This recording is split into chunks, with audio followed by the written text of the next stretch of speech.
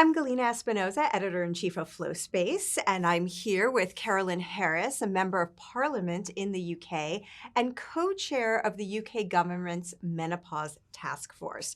Welcome, Carolyn. Thank you for having me. I would love to hear how you got involved in this menopause advocacy work. Was there a moment where kind of a light bulb went off and you thought, this is the cause that I need to take up? Definitely. And there were several light bulb moments. There was the one when I started talking about menopause, not realising that I was menopausal myself, but I wanted to speak up for every other woman. And it was that moment when I realised after I started talking about menopause that I was menopausal. So there were two big light bulb moments. Expand on your menopause experience. You touched on it a little bit, but I think it's something so many women can relate to, this idea of not even knowing that it was happening to them. In your case, was it because you thought you were too young, or it just never occurred to you that this was really going to happen to you? Well, mine is probably a unique story, and to really understand my story, you have to go back to 1989. And in 1989, I was 29 years of age, and I lost my son, Martin, in a road accident. And for a very long time, for 2 or 3 years, I was in a really difficult place and I wasn't able to accept what had happened to me. And when I came out from that darkness, I went to work, of all things, as a dinner lady. And I went to work with kids with profound learning difficulties because I felt that I could offer them something, and I was wanting to give something back. And I then decided, after coming to Vegas on holidays, interestingly enough, and driving past a state prison, that I would like to get into prison management. Now, I had no qualifications. I'd been a dinner lady and I'd been a barmaid. So I decided I'll try to go to university. And the reason I did that is because I wanted something in my life that would so occupy me, I didn't have time to stop and think about the enormity of losing my son.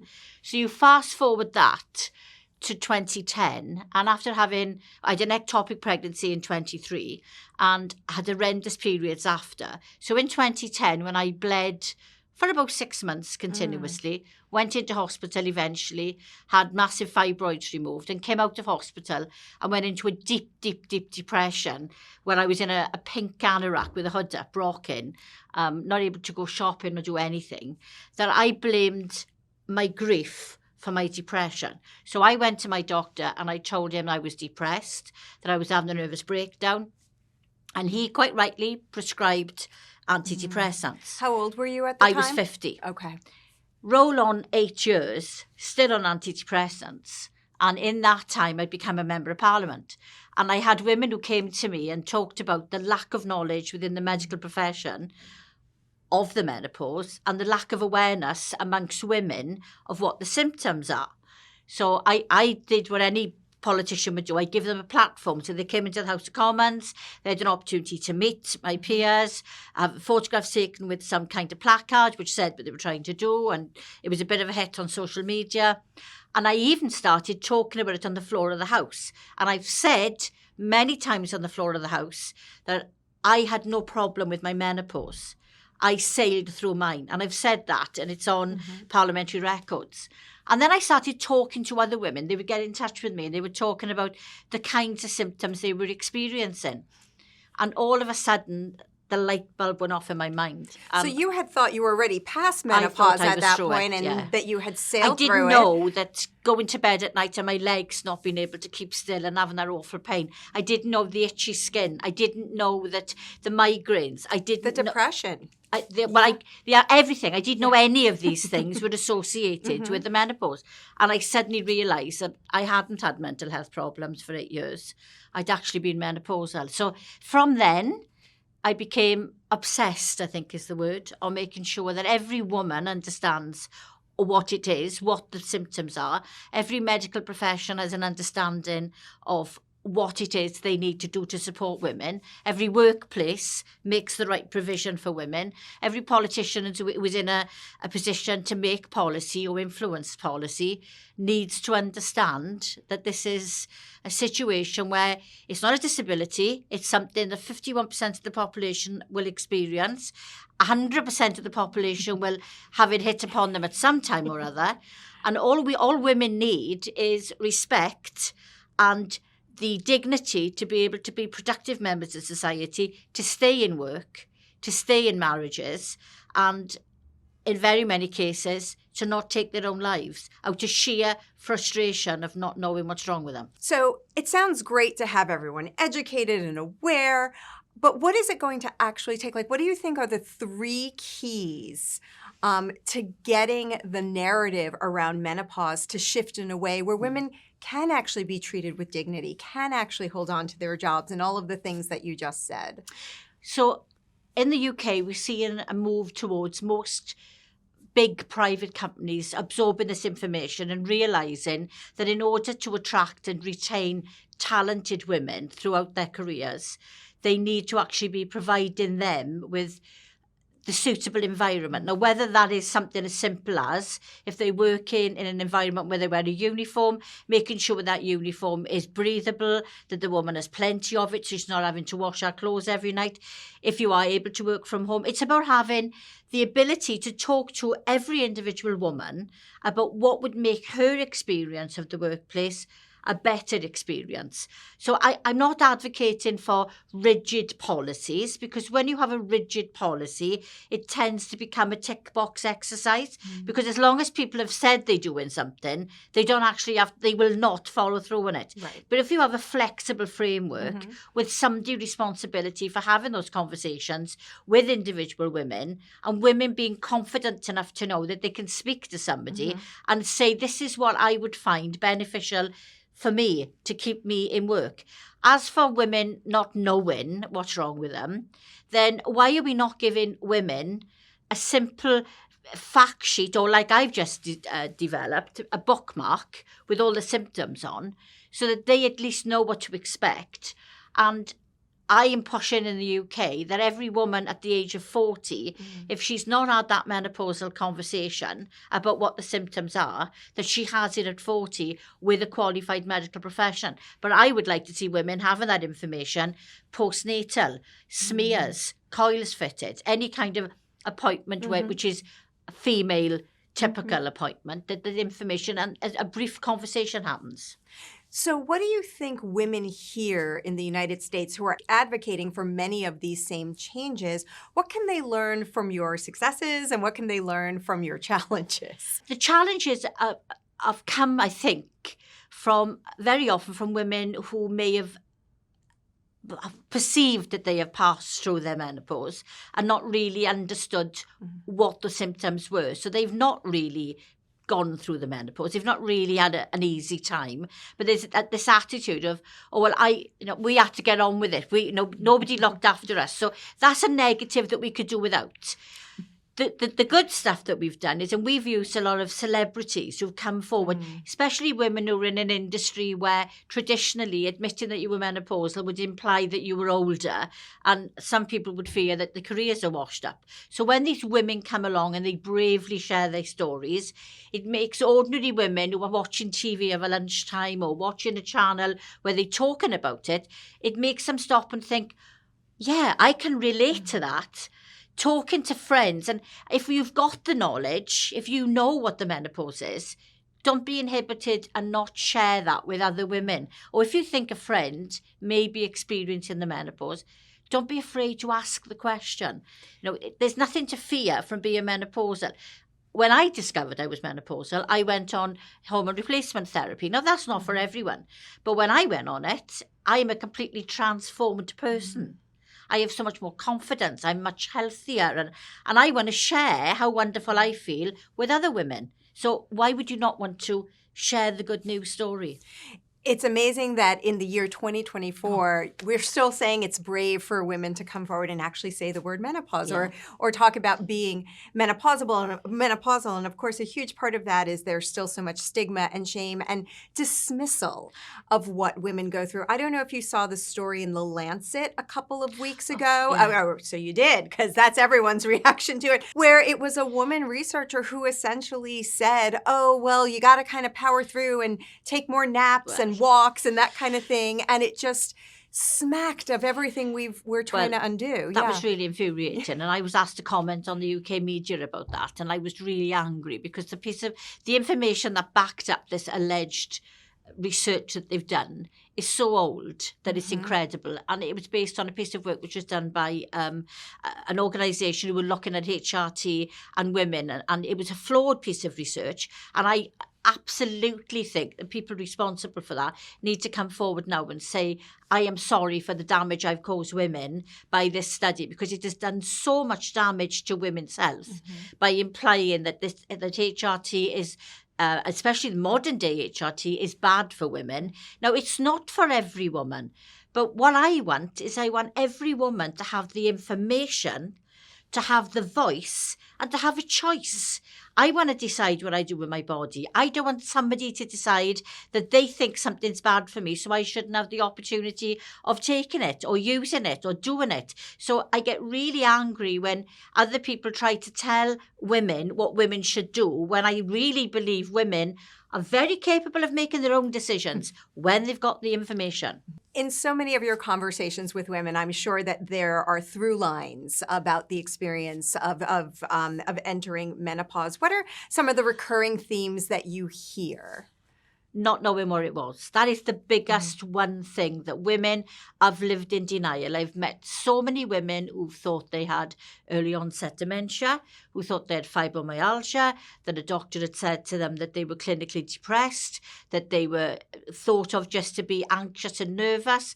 I've heard so many ailments, and I know there are so many women who are currently on medication, which is really not what they want, because nobody's joined up the dots and thought that there are over 40 symptoms. So if you've got one of those symptoms, you may be menopausal. But if you've got 2 or 3 of them, why aren't medical professions having that conversation with women, taking it from the initial, which was, I'm feeling depressed, and asking a question which would lead into a conversation which would open up the whole experience for that woman and would allow her time to think about, yes, I have got this. Yes, I have got that. And, I've spoke to private medical insurances who say that they are now realising that they have paid a fortune out in private medical appointments for women in different areas of women's health, only to discover at the end of it that if they'd thought about menopause at the beginning, they could have saved themselves a lot of money. Yeah.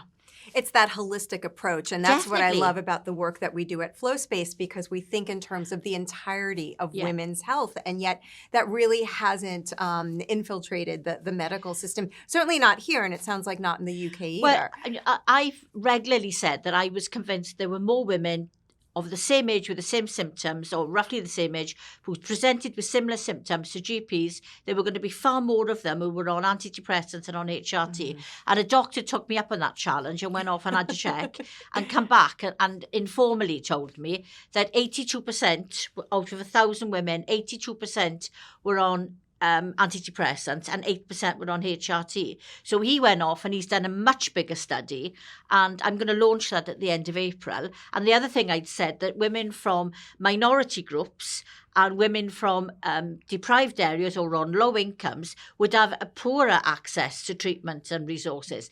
And he's come back with a piece of work which is absolutely brilliant, and that actually is testament to what we've been saying, that we know that women who are on lower income or from minority groups get a worse service, and there are far more women who are on the wrong medication.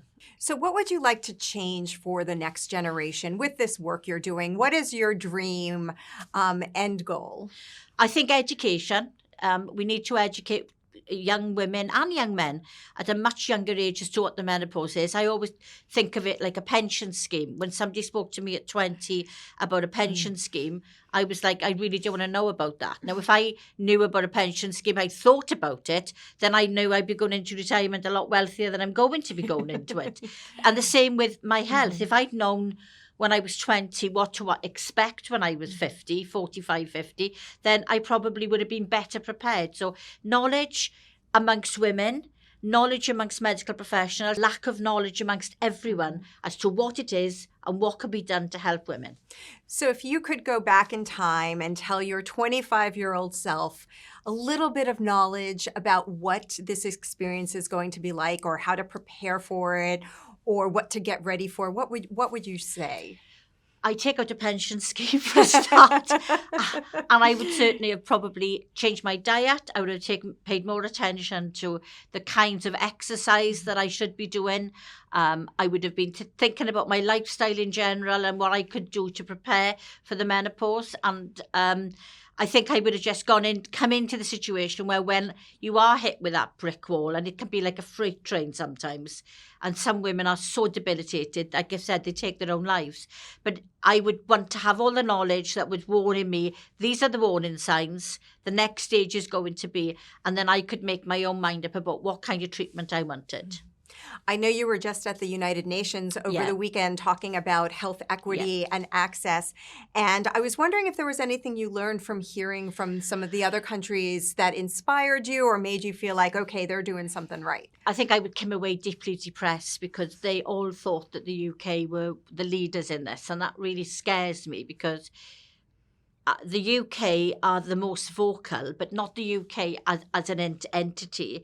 The organisations within it, people like Menopause Mandate, the campaign groups who are working really hard to get this onto everyone's agenda, the House of Commons, where you have the backbenchers like myself who will go into the chamber and they will introduce menopause into every policy area. They are the ones who are doing the work. Getting legislation to recognise that is a lot more difficult. But what I heard from other countries is they are not even at the point yet where they've got active campaigns which are actually proactively trying to get menopause onto the political agenda. Because that's what it needs to be, so that when they make decisions about not just women's health, but they make decisions about domestic violence legislation. They make decisions about foreign policy. They make decisions about anything connected with home security. Menopause is in there somewhere. Criminal justice. I know there's a link between women's menopause and what happens to women who end up going to prison or women who are in prison. Can you expand on that a little bit? So, this was just such a fluke, if you like. I still do a lot of work on problem gambling. And I was talking to some women who were in their mid to late 40s, early 50s, had committed crimes to fund problem gambling. And I asked them what it was that had led them to it at this time in their life where there was no reason or no interest in gambling before. And they all talked about early hours of the morning, not being able to sleep, looking for something to make them feel better. And they'd found solace in a mobile phone and an online gambling site. And then I started talking to women who actually would turn to alcohol or turn to drugs to take the edge off things. This was all self-medication. Of course, involvement in that can often lead to criminality, especially if you get caught drink driving. And I just thought there's going to be a link here between the criminal justice system and women who are menopausal. So I started looking into it more deeply, and I found that the amounts of drink driving convictions for women over 40 is on the rise. I learned that there's a lot of women who were entering the British criminal justice system for really serious violent offences, about 45, 46, losing their temper, being irrational, not being able to control their emotions, that kind of thing. Shoplifting, forgetting to pay for something when they get to the till. So all these things. There's clearly so much hard work and research that still needs to be done. So what gives you hope in the work that you're doing? I think talking to to people like you, that America are now starting to listen and wanting to do more. In the UK, we've had a lot of opportunities on daytime television where we know we're going to catch a female audience. Been a lot of stories on the news. I managed to get legislation in, which certainly helped, and that was around the cost of hormone replacement therapy.